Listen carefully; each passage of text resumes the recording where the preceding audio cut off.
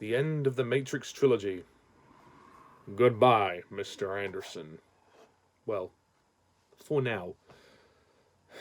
You don't see me with any tissues.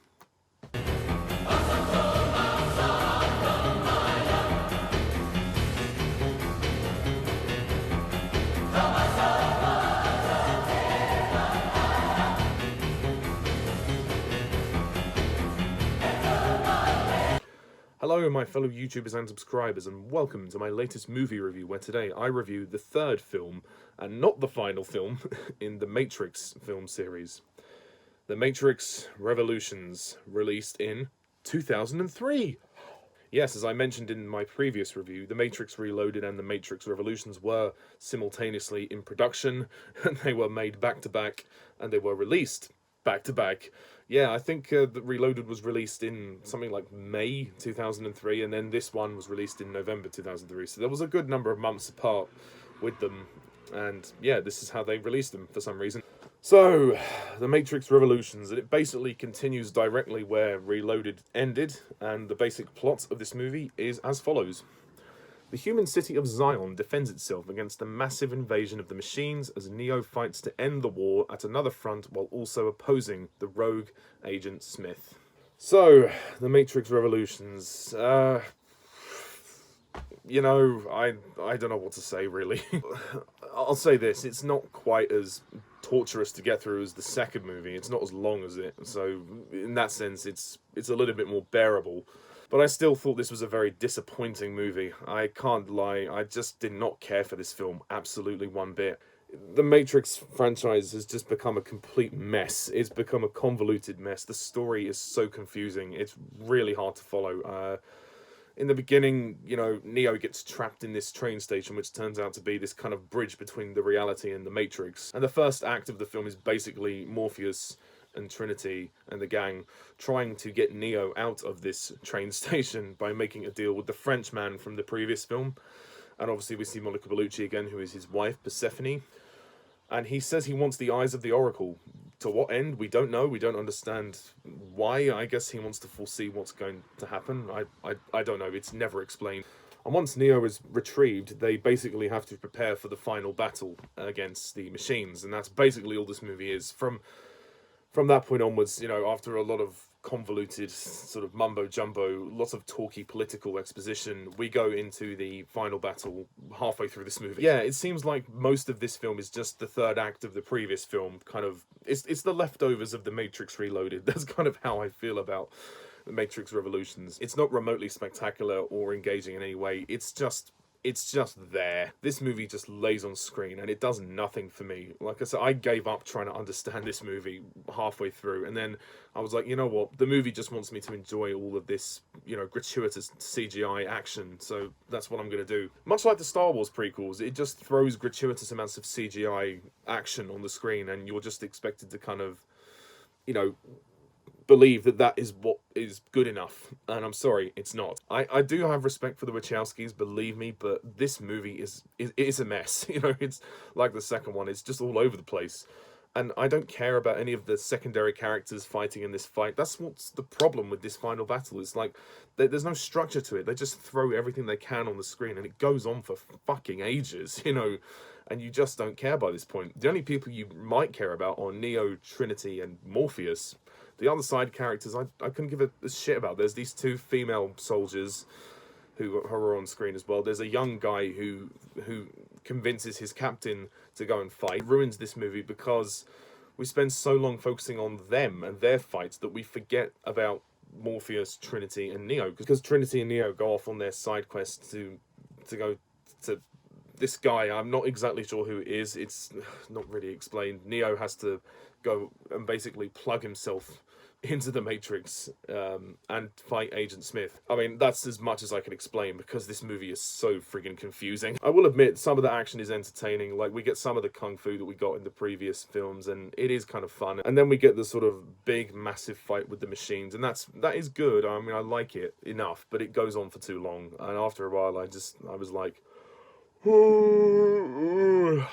yawn. Yep, this movie is boring. It just goes on. It's 2 hours, 10 minutes, and it feels so much longer. It just drags on forever.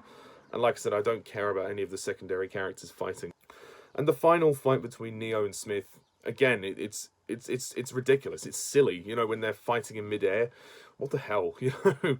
It just looks really bad. There are some really bad CGI shots, much like Reloaded. I didn't really talk too much about the CGI in that review, but the CGI in that film was embarrassing. The CGI is better here, but it's still... Some shots are still unconvincing. Like when we go to the close-up of Neo punching Smith, and we see the kind of face ripple effect, it's just very unconvincing, and it's almost laughable in a lot of areas. And I just feel like Revolutions is trying too hard to wrap up everything. The exposition is so complicated, it's so big, and it's got to continue after the second one. And because the movies were made at the same time, it feels like they've had to rush everything, and it feels like this film has kind of taken the fall from the last movie, and it's been left with this mess to kind of follow, and it hasn't really done that. It's basically just thought, well, we'll try and explain something at the beginning, and then we'll just go for the fight because that's what everybody wants to see. Well, no.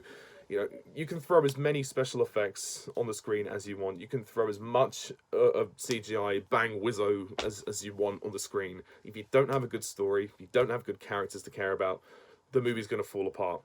And I'm afraid to say The Matrix Revolutions, it just falls apart. Again, it's slightly more enjoyable than the second film, but that's not saying an awful lot because the second one is a mess. And this, again, it's the storytelling. The storytelling for the sequels is just poor. It's really poor. And I hate to say that because I wanted to like this movie. I wanted to at least say it was all right, but it's not even all right. It really isn't. It's terrible. And I didn't like the fact that they killed Trinity again. Like, what is going on with this character? They seem to not know what to do with her in this film. She doesn't really get anything to do in this film. And her relationship with Neo is just, it's just so boring. I don't buy the chemistry. I think the acting from Reeves and Moss it's just not very good. It's just really not. And the scene when she's dying... They're just, all they're doing is just, they're whispering to each other. The amount of times I had to adjust the volume on my TV to hear what they were saying and then turn it down when the action scenes were going on, it was just ridiculous. And yeah, I thought her death was a complete waste. It was just stupid. There was no reason to kill her off. And, you know, they went through this stupid scene in the second film of him seeing her death, and then she did die, and then he brought her back to life. So... why can't he bring her back to life now? Well, I guess they weren't in the Matrix, technically, but still, it's like there's so many questions I have, and it's just very confusing. Also, Neo goes blind in this movie. Yeah, he has a fight with some guy, the guy that he was hooked up to at the end of the second film. Again, can't really say it better than that. He basically grabs the, I don't know, like the sparks, like this sort of this broken plug with the sparks or something. I don't know how you describe it. He puts it in his eyes and he blinds him. Although Neo has some kind of vision, but it's all distorted and kind of orange and everything. It's not very clear. And Keanu Reeves, I mean, I like Keanu Reeves as a person, but as an actor, he's a bit stiff. This is probably his worst performance as Neo. It's just so unemotional, uninspiring. And then the ending of the film where he sacrifices himself to save everybody. I'm not exactly sure what happens because it's so confusing. He's kind of able to run the Matrix and become embedded in it and become the sort of program manager of it. It's really confusing. And then Smith dies and all of his copies die. And, you know, he manages to rebuild the Matrix, and the Oracle comes back, and the Architect comes back, and there's this little girl that Neo talks to at the beginning of the movie, and she appears at the end, and yeah, there's just so much going on in this film, it's really hard to follow. I did quite like the little girl, though. I thought she was quite sweet, and her conversations with Neo were nice, especially at the beginning, and then when Neo meets her parents, he realizes who's really behind all this, you know, the French man, and, you know, he's, well, otherwise known as the train man, who's the guy that's kind of, you know, helped send him there. It's, again, I can't explain this very well. I'm so sorry if this is inaccurate, but it's the movie's fault for not explaining it clearly enough to me. This movie is just bloated. It is a bloated mess, and what a disappointment, you know, what a disappointing ending to this trilogy. It's just terrible. It's just really bad. It's just really convoluted, really confusing. This is why, studio, you do not simultaneously make two movies at the same time and rush them into production and release them in the same year.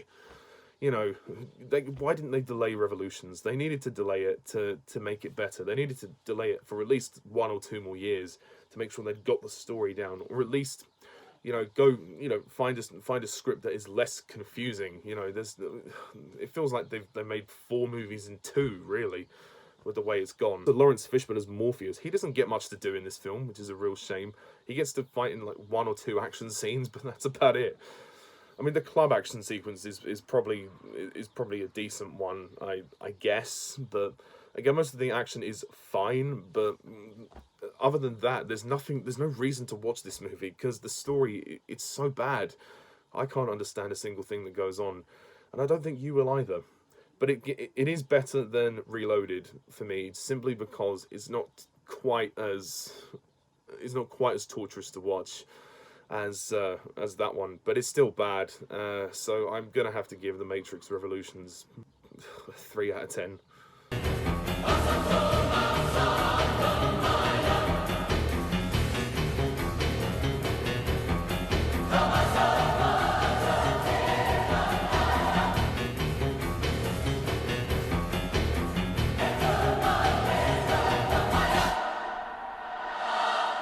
Again, very much the same. It's a marginal improvement, but really there is not much else to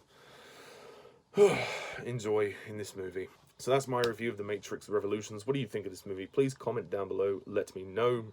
And stay tuned next time when I review the 4th Matrix movie, which, given the ending that is this movie, I really don't see how Neo and Trinity are back. It almost feels like a reboot, really, than an actual sequel, but whatever. So, next time, I'm going to review The Matrix Resurrections. So, until then, thank you very much all for watching. Please hit that subscribe button and stay tuned for the next review. And until then, I'm Mr. TARDIS11. Thank you for watching. See ya. Bye for now.